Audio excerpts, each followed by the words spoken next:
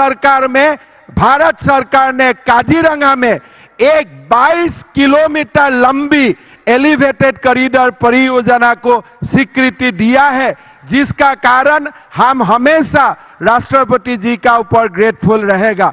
पुनः मैं आप लोग सबको धन्यवाद देना चाहता हूं और आप लोग को सबको प्रणाम करते हुए मैं मेरा वाणी का विराम देता हूं। बहुत बहुत धन्यवाद।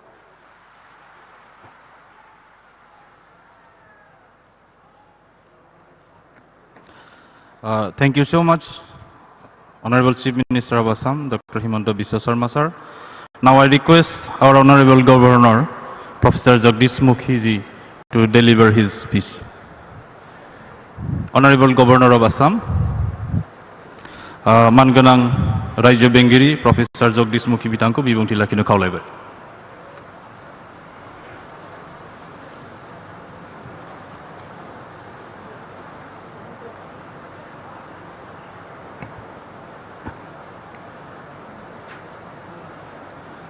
बोडो साहित्य सभा के 61वें वार्षिक अधिवेशन के मंच पर विराजमान भारत के माननीय राष्ट्रपति श्री रामनाथ कोविंद जी, भारत की प्रथम महिला श्रीमती सविता कोविंद जी, असम के माननीय मुख्यमंत्री डॉक्टर हेमंत बिस्वा शर्मा जी, सिक्किम के माननीय मुख्यमंत्री श्री प्रेम सिंह तमांग जी, मेघालय के मुख्यमंत्री श्रीमान के संगमा जी, असम विधानसभा के माननीय अध्यक्ष श्री विश्वजीत देमारी जी, असम सरकार में मंत्री श्री यूजी ब्रह्मा जी, राज्यसभा के सांसद श्री रंगोरा नरजारी जी, बीटीआर के सीएम श्री प्रमोद बोरो जी, बोडो साहित्य सभा के अध्यक्ष श्री तोरेन बोरो जी, जनरल सेक्रेटरी श्री प्रशांत बोरो जी,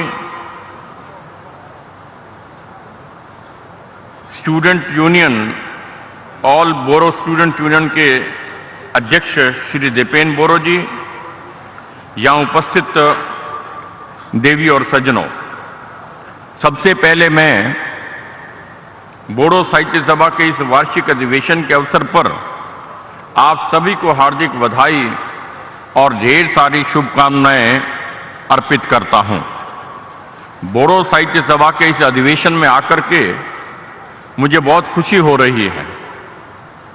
आज जहां भारत के माननीय राष्ट्रपति श्री रामनाथ कोविंद जी का पदार्पण हुआ है, मैं अपने राज्य और राज्य वासियों की ओर से आदरणीय राष्ट्रपति जी को हार्दिक अभिनंदन और धन्यवाद देता हूं।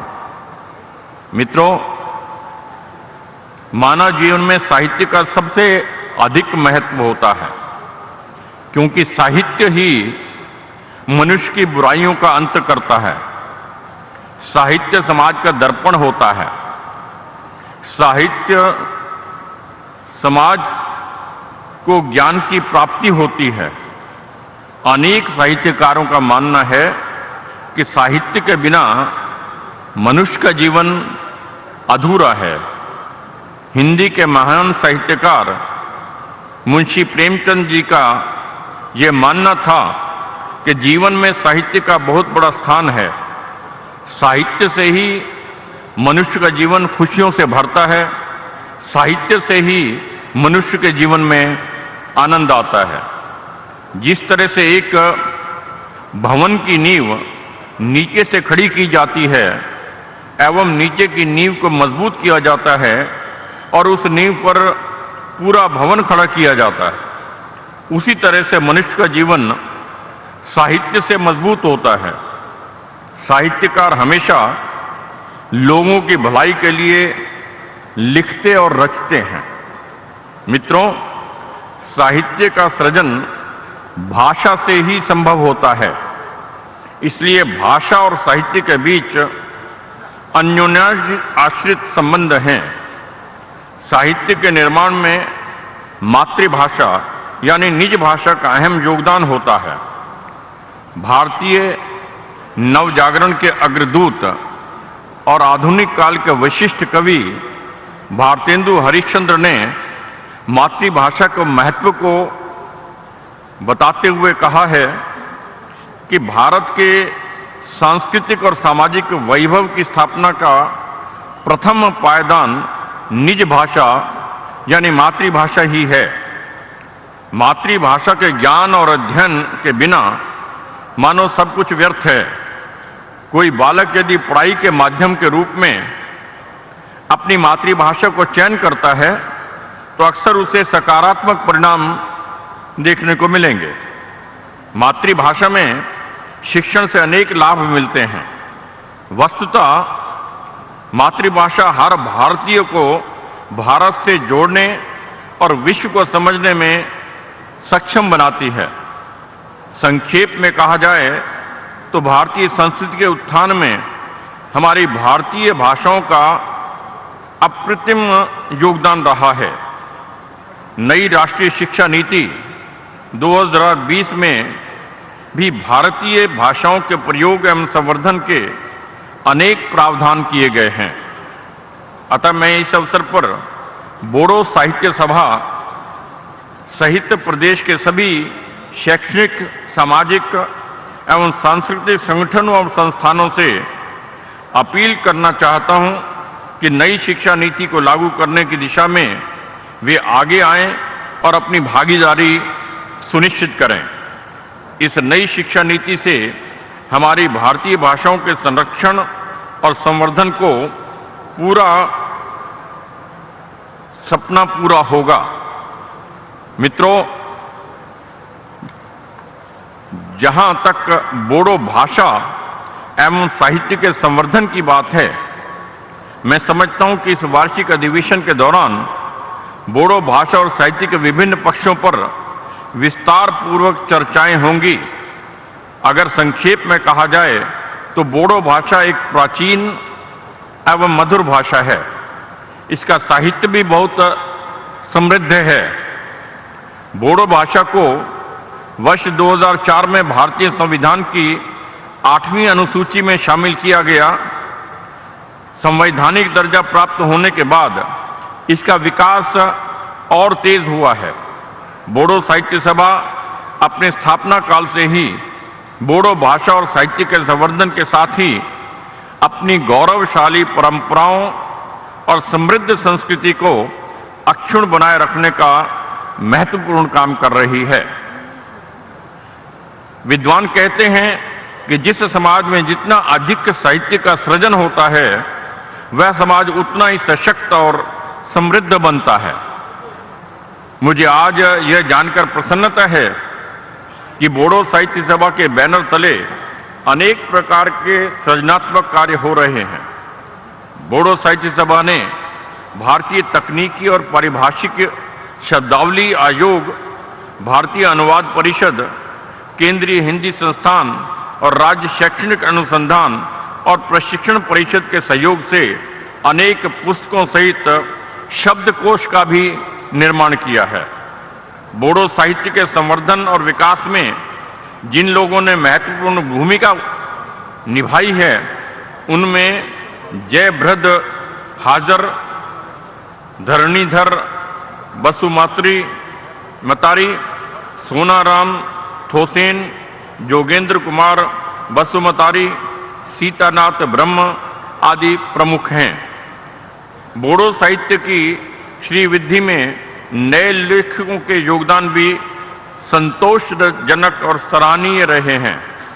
कई बोडो साहित्यकारों को राष्ट्रीय और अंतर्राष्ट्रीय पुरस्कारों से भी सम्मानित किया जा चुका है।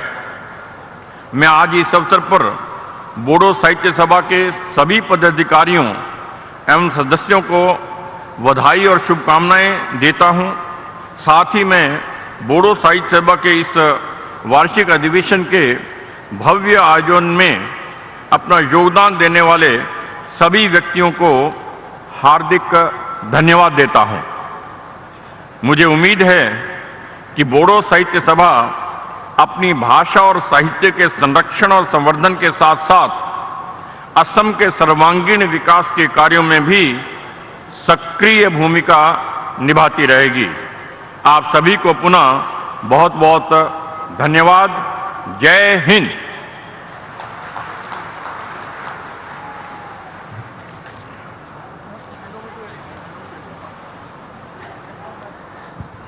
Thank you, Honorable Governor of Assam. Now, I request our chief guest, Honorable President of India, Sri Ramnath Kovind ji, to launch the Bihung app on online dictionary in Bodo language for e-translation.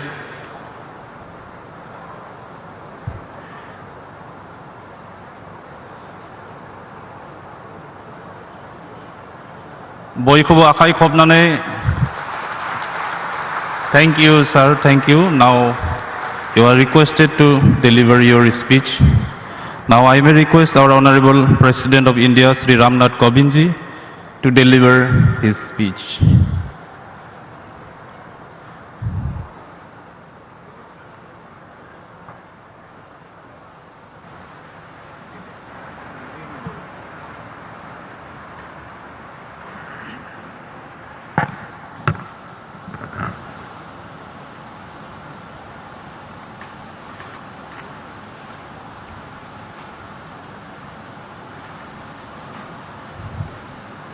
Bodo साहित्य सभा के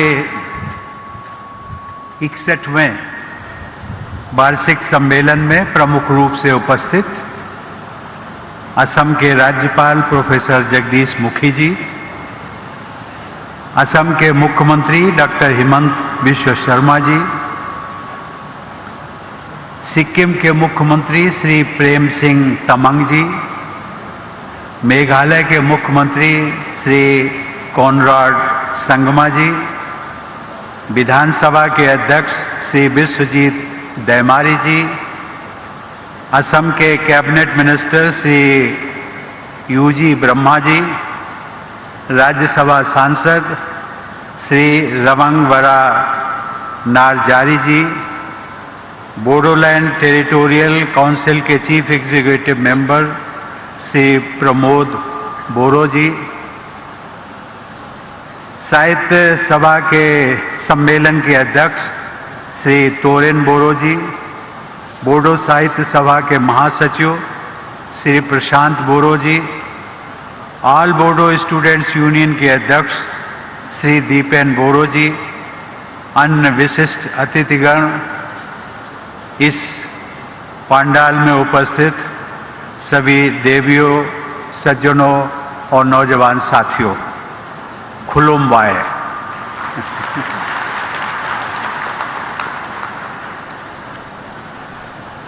बोडो भाषा, साहित्य तथा संस्कृति के गौरव को बढ़ाने के लिए मैं आप सबकी सराहना करना चाहता हूं। मुझे इस समारोह में शामिल होकर के बहुत प्रसन्नता हो रही है। इस सम्मेलन के सभी आयोजकों को मैं हार्दिक बधाई देता हूं।